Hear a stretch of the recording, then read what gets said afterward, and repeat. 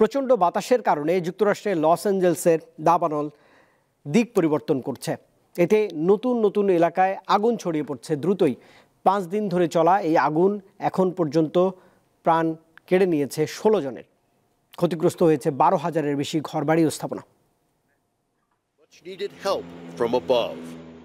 আগুন আতঙ্কে দিন কাটছে লস অ্যাঞ্জেলেসের বাসিন্দাদের। তীব্র বাতাসের কারণে বেকায়দায় পড়েছেন ফায়ার সার্ভিসের কর্মীরা। এ অবস্থায় দাবানল ছড়িয়ে পড়ার শঙ্কা দেখা দিয়েছে।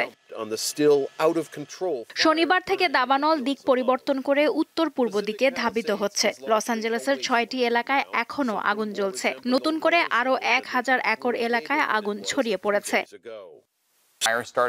লস অ্যাঞ্জেলেসের ইতিহাসের সবচেয়ে ভয়াবহ এই দাবানল ছড়িয়ে পড়ার প্রধান কারণ সান্তা অ্যানা নামের ঝড়ো বাতাস।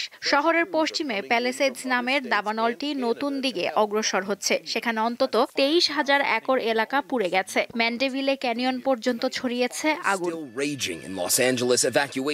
ব্রেন্টউডের বিভিন্ন এলাকায় লোকজন সরে যাওয়ার নির্দেশ দেওয়া হয়েছে। ওই এলাকায় অভিনেতা আর্নল্ড সোয়ার্টজনেগার, ডিজনির প্রধান নির্বাহী বব ইগার ও NBA তারকা লেব্রন জেমসের বাড়ি রয়েছে।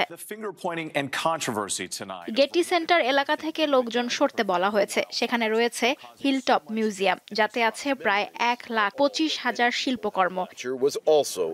প্যালিসেডসের পর বেশি আগুন লেগেছে ইটন এলাকায়। সেখানে 14,000 একর এলাকা পুড়ে গেছে।